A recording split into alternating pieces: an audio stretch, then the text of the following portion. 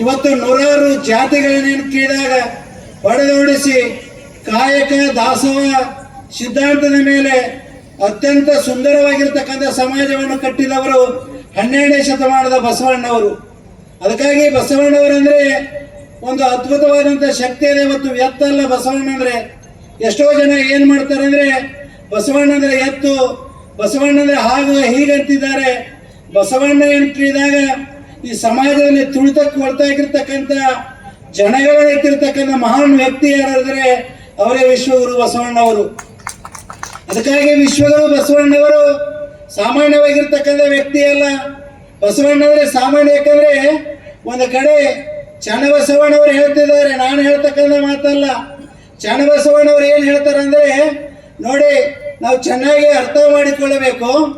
ಏನ್ ಹೇಳ್ತಾರೆ, 12ನೇ ಶತಮಾನದಲ್ಲಿ ಧರ್ಮಗುರು ಬಸವಣ್ಣವರು ಸಮಾನತೆಗಾಗಿ ಸಕಲ ಜೀವಾತ್ಮರಿಗೆ ಲೇಸನ್ಯ ಬಯಸಿ ಸಕಲರಿಗೆ ಲಿಂಗವನ್ನು ಕೊಟ್ಟಿರ್ತಕ್ಕಂಥ ಪುಣ್ಯಾತ್ಮ ಯಾರಿದ್ರೆ ಅವರೇ ವಿಶ್ವಗುರು ಬಸವಣ್ಣವರು. ಅದಕ್ಕಾಗಿ ಈ ನಿಟ್ಟಿನಲ್ಲಿ ನಾವೆಲ್ಲರೂ ಅರ್ಥ ಮಾಡಿಕೊಳ್ಳಬೇಕು. ನಾನು ರೇಣುಕಾಚಾರ್ಯ ಜಯಂತಿ ಮಾಡಲಿಕ್ಕೆ ಅಡ್ಡಿಯಿಲ್ಲ. ಇವತ್ತು ಬೇಕಾದಷ್ಟು ದೊಡ್ಡ ಪ್ರಮಾಣದಲ್ಲಿ ಕೇಳಿದಾಗ ನೀವು ಯುಗಮಾನೋತ್ಸವ ಮಾಡ್ರಿ, ಕಾರ್ಯಕ್ರಮ ಮಾಡ್ರಿ, ಏನು ಬೇಕಾದ ಮಾಡ್ರಿ. ಆದ್ರೆ ಬಸವಣ್ಣ ಅಂದ್ರೆ ಬಸವಣ್ಣನೇ ಬೇರೆ. ರೇಣುಕಾಚಾರ್ಯ ಜಯಂತಿ ಕೇಳಿದಾಗ ಆ ರೇಣುಕಾಚಾರ್ಯ ಬೇರೆ ಇದ್ದಾರೆ. ಅದಕ್ಕಾಗಿ ಅವರ ಉತ್ಸವನೂ ಮಾಡ್ರಿ, ಆದ್ರೆ ಬಸವಣ್ಣನ ಉತ್ಸವ ಮಾಡ್ರಿ. ಅದ್ರ ಎರಡು ಕೂಡಿ ಮಾಡ್ಲಿಕ್ಕೆ ಹೋಗ್ಬೇಡಿ ದಯಮಾಡಿ. ಯಾಕಂದ್ರೆ ಸಮಾಜದಲ್ಲಿ ಗೊಂದಲ ಆಗ್ತದೆ ಎರಡು ಕೂಡಿ ಮಾಡಿದ್ರೆ. ಏನಾಗ್ತದ್ರೆ ಅವರು ಹೇಳ್ತಿದ್ದಾರೆ, ನಾವು ವೀರಶೈವ ಧರ್ಮದ ಸ್ಥಾಪಕರು ಜಗದ್ಗುರು ರೇಣುಕಾಚಾರ್ಯ ಅಂತ ಅವ್ರು ಹೇಳ್ತಿದ್ದಾರೆ. ನಾವೇನ್ ಹೇಳ್ತೀವಿ ಅಂದ್ರೆ 12ನೇ ಶತಮಾನದಲ್ಲಿ ಲಿಂಗಾಯತ ಧರ್ಮದ ಸ್ಥಾಪಕರು ಬಸವಣ್ಣ ಅಂತ ನಾವು ಹೇಳ್ತಿದ್ದೇವೆ.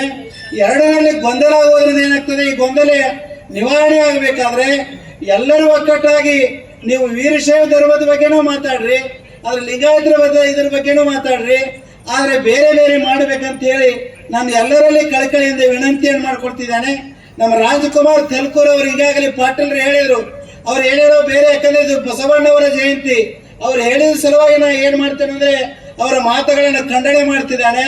ನಮ್ಮ ರಾಜಕುಮಾರ್ ಪಾಟೀಲ್ ಅವ್ರಿಗೆ ಏನು ಕೇಳಿದಾಗ ನಾವೇ ಉಳಿವೆಯಲ್ಲಿ ಏನು ಉಳಿವೆ ಕ್ಷೇತ್ರದ ಏನು ಕೇಳಿದಾಗ ಅವರಿಗೆ ದೀಕ್ಷೆಯನ್ನು ಮಾಡಿದೆವು, ಕಾವಿ ಬಟ್ಟೆಯನ್ನು ಹಾಕಿಸಿದೆವು, ಧರ್ಮಗುರು ಬಸವಣ್ಣ ಅಂತೇಳಿ ಉಪದೇಶ ಮಾಡಿದೆವು, ಅಂಗೈ ಮೇಲೆ ಲಿಂಗ ಕಟ್ಟಿದೆವು, ಎಲ್ಲ ಮಾಡಿದ ಮೇಲೆ ಅವರು ನಂತರ ಊರಿನ ಜನ ಕರ್ಕೊಂಡು ಬಂದು ಏನ್ ಮಾಡಿದ್ರು ಅಂದ್ರೆ ಸೇಡಮದಲ್ಲಿ ಮತ್ತೆ ತಿರುಗಿ ಅವರು ರಾಜಕಾರಣಿಗಳು ಹೋದ್ರು.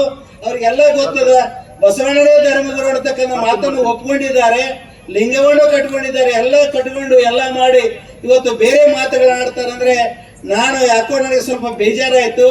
ಆದ್ರೂ ಕೂಡ ಏನು ಕೇಳಿದಾಗ ಅವರ ಮಾತುಗಳನ್ನ ನಾನು ಇವತ್ತು ಹೆಚ್ಚಿಗೆ ಅದ್ರ ಬಗ್ಗೆ ಚರ್ಚೆ ಮಾಡಲಾರದೆ ಇವತ್ತು ನೀವೆಲ್ಲರೂ ಇವತ್ತು ಬಹಳ ಸಂತೋಷ ಆಗ್ತದೆ. ಯಾಕಂದ್ರೆ ಸನ್ಮಾನ್ಯ ಅಂಬೇಡ್ಕರ್ ಮಾಡಿದ್ದಾರೆ.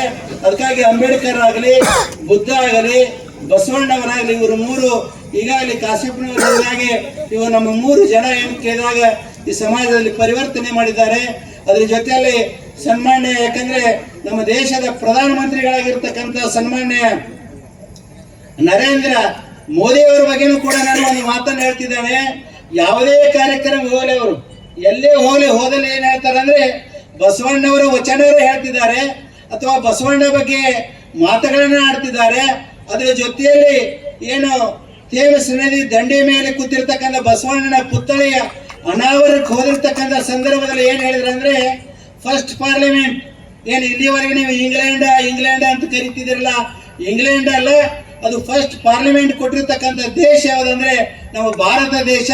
ಅದರಲ್ಲಿ ಕರ್ನಾಟಕದಲ್ಲಿ ಬಸವಣ್ಣವರು ಪ್ರಪ್ರಥಮವಾಗಿ ಏನ್ ಮಾಡಿದ್ರು ಅಂದ್ರೆ ಫಸ್ಟ್ ಪಾರ್ಲಿಮೆಂಟ್ ಕೊಟ್ಟರು ಅಂತ ಹೇಳಿದವರು ಯಾರಂದ್ರೆ ನಮ್ಮ ದೇಶದ ಪ್ರಧಾನಮಂತ್ರಿಗಳು ಹೇಳಿದ್ದಾರೆ.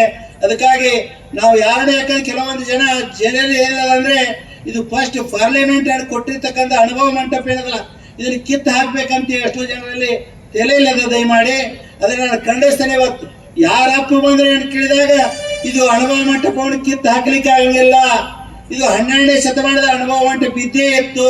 ನೀವು ಬೇಕಾದ್ರೆ ಹೇಳ್ರಿ, ಮತ್ತೆ ಯಾರು ಬೇಕಾದವ್ರು ಹೇಳ್ರಿ, ಪುಸ್ತಕಗಳನ್ನ ಬರೀರಿ, ಏನೇ ಬರೆದ್ರು ಕೂಡ ಇತಿಹಾಸ ಏನ್ ಹೇಳ್ತದಂದ್ರೆ ಇವತ್ತು ಪ್ರಪ್ರಥಮವಾಗಿ ಬಸವಣ್ಣವರು ಅನುಭವ ಮಂಟಪವನ್ನು ಕಟ್ಟಿದ್ರೆ ಅನ್ನೋದು ಹೇಳ್ತದೆ ಹೊರತಾಗಿ ಅದು ಬೇರೆ ಏನೂ ಹೇಳಂಗಿಲ್ಲ. ಅದಕ್ಕಾಗಿ ಎಲ್ಲರೇ